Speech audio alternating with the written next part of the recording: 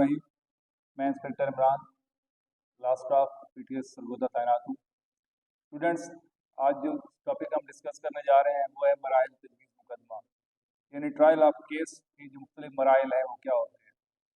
किसी भी जुर्म काबिल दस्तअंदाजी में तफ्तीश मुकम्मल होने पर SHO थाना रिपोर्ट 73 ज़वात पे, जिसको हम चालान कहते हैं, बगैर समाअत अदालत मजाज में अरसाल करता है। ट्रायल ऑफ केस में फर्द जुर्म से लेकर फैसला सुनाने तक मुख्तलिफ मराहिल पेश आते हैं। सबसे पहले नंबर 1 पे है मुल्ज़िम को दस्तावेज़ात की फराहमी। तजवीज़ मुकदमा यानी ट्रायल ऑफ केस के आगाज़ के 7 रोज़ कबल ही अदालत मुल्ज़िम को इब्तदाई रिपोर्ट, गवाह के बयानात 161 ज़वात पे या 164 ज़वात पे जो तहरीर होते हैं, बिला कीमत नकूल मुल्ज़िम को फराहम की जाएंगी। सेकंड नंबर पे है फर्द जुर्म या फर्द इल्ज़ाम।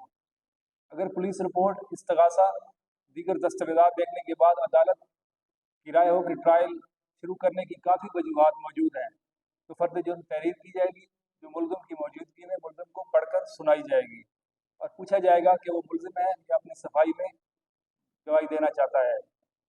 अगर मुल्ज़िम फर्द जुर्म का इकबाल करेगा तो अदालत उसको मुनासिब समझकर इस केस पर सजायाब भी कर सकती है। थर्ड नंबर पे है इस्तगासा की शहादत। इस्तगासा की शहादत से मुराद ये है कि अगर मुल्ज़िम फर्द जुर्म से इनकार करे तो अदालत मुस्तगीस की और तमाम शहादतें जो इस्तगासा की तायीद करती हैं और रिकॉर्ड करेगी, मुखालिफ फरीक को जिरा का हक हासिल होगा। नंबर 4 पे है मुल्ज़िम की शहादत। जब गवाह इस्तगासा के बयानात ख़त्म हो जाएंगे तो मुल्ज़िम से गवाह के बारे में पूछा जाएगा। अगर मुल्ज़िम सफाई में कोई तहरीर, बयान या शहादत पेश करना चाहे तो अदालत उसे मौका फराहम करेगी। अगर मुल्ज़िम अदालत से दरख्वास्त करे कि शहादत देने या दरख्वास्त दस्तावेज़ को पेश करने के लिए किसी गवाह को जबरन हाजिर किया जाए तो अदालत ऐसे गवाह या दस्तावेज़ात को पेश करने के लिए हुक्मनामा जारी करेगी।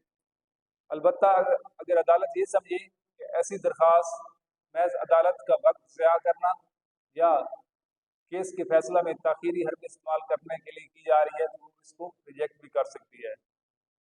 फिफ्थ नंबर पे है बरीयत या सजायाबी। बाद समाअत अगर अदालत समझे कि फर्द जुर्म में लगाए गए इल्ज़ामात के हवाले से मुल्ज़िम कसूरवार ना है तो वो मुल्ज़िम को बरी भी कर सकती है, और अगर उसको कसूरवार समझे तो उसको उस केस में सजायाब करेगी। सिक्स नंबर पे है मुल्ज़िम को किसी भी मरले पर बरी करने का इख्तियार।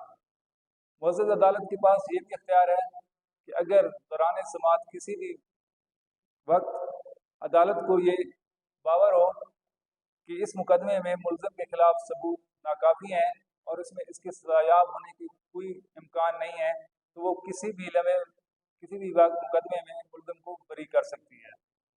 Thank you very much.